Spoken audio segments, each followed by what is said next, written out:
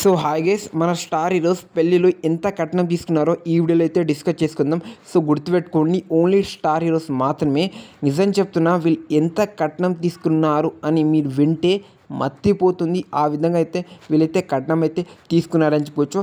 Number 1 Mahesh Babu, ఇంకా మన నమ్రత.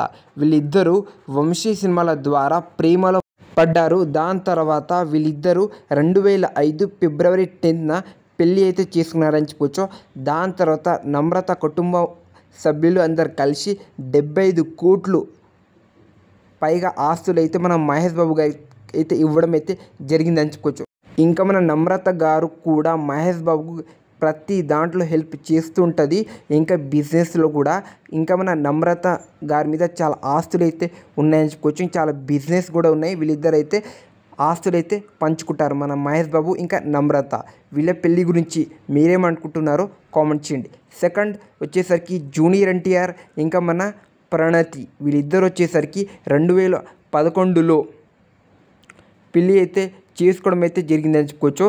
మన ప్రణతి కుటుంబ సభ్యులు అందరు కలిసి 200 కోట్ల వరకు ఆస్తులు ఇచ్చారని చెప్పుకోవచ్చు.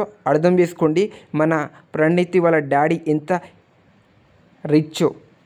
అందుకోసం మన ఎన్టీఆర్ గారికి అయితే 200 కోట్లు అయితే ఆస్తి అయితే ఇవ్వడం అయితే జరిగిందని చెప్పుకోవచ్చు. ఇప్పుడు ప్రణతి గారు కూడా ఎన్టీఆర్ అని హెల్ప్ చేస్తూ తన బిజినెస్లో ఇంకా తన ఆస్తులు హెల్ప్ చేస్తూ వీళ్ళిదే అయితే కొనసాగుస్తున్నారని చెప్పుకోవచ్చు. వీళ్ళిద్దరికైతే 2 కొడుకులు అయితే ఉన్నారని చెప్పుకోవచ్చు ఎన్టీఆర్ అన్నకు.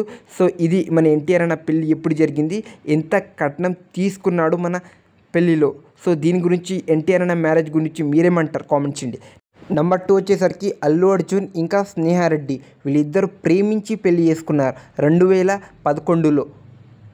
దాని తర్వాత మన స్నేహారెడ్డి వాళ్ళ తల్లిదండ్రులు అల్లు అర్జున్ గారికి 100 కోట్ల ఆస్తి కట్నం అయితే ఇవ్వడం అయితే జరిగిందని చెప్పుకోవచ్చు.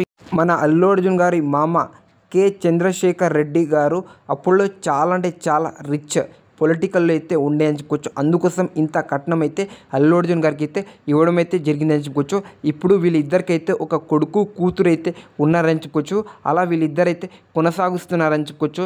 మరి ఇప్పుడు అల్లు అర్జున్ ఇంకా స్నేహారెడ్డి వీళ్ళిద్దరి పెళ్ళి గురించి మీ ఒపీనియన్ ఏంటి అనేది హానెస్ట్గా అయితే మీరైతే కామెంట్ చేయడానికి అయితే ప్రయత్నించండి. ఇంకా నెక్స్ట్ వచ్చేసరికి నెంబర్ 4 వచ్చేసరికి మన రామ్ చరణ్. చిరంజీవి నట వారసుడిగా ఇండస్ట్రీలోకి అడుగుపెట్టిన రామ్ చరణ్ 2012లో మన ఉపాసనకి అయితే పెళ్ళి అయితే చేసుకోవడం అయితే జరిగిందని చెప్పుకోవచ్చు. వీళ్ళిద్దరైతే ఫస్ట్లో అయితే ఫ్రెండ్స్ అంట.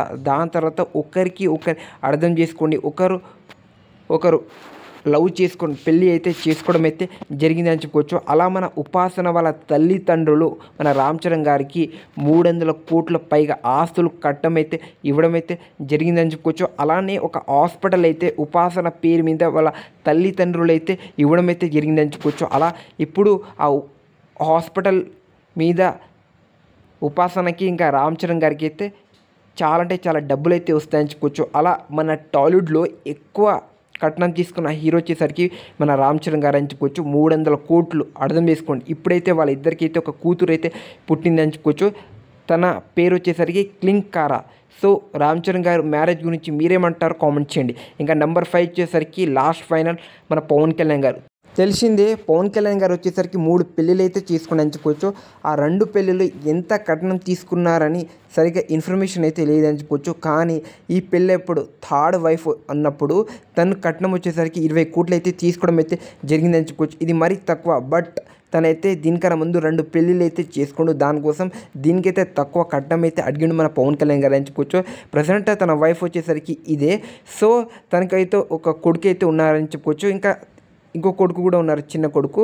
సో ఇప్పుడైతే ప్రజెంట్ అయితే 20 కోట్లు తీసుకొని ప్రజెంట్ అయితే వీళ్ళిద్దరైతే వైఫ్ అండ్ హస్బెండ్గా అయితే కొనసాగుస్తున్నారని చెప్పుకోవచ్చు. పవన్ కళ్యాణ్ గారు పెద్ద కొడుకు పేరు వచ్చేసరికి అకిరా, చిన్న కొడుకు పేరు వచ్చేసరికి మార్క్ శంకర్. సో పవన్ కళ్యాణ్ గారి మ్యారేజ్ గురించి మీ జెన్యూన్ హానెస్ట్ ఒపీనియన్ ఏంటో కామెంట్ చేయండి ఫ్రెండ్స్.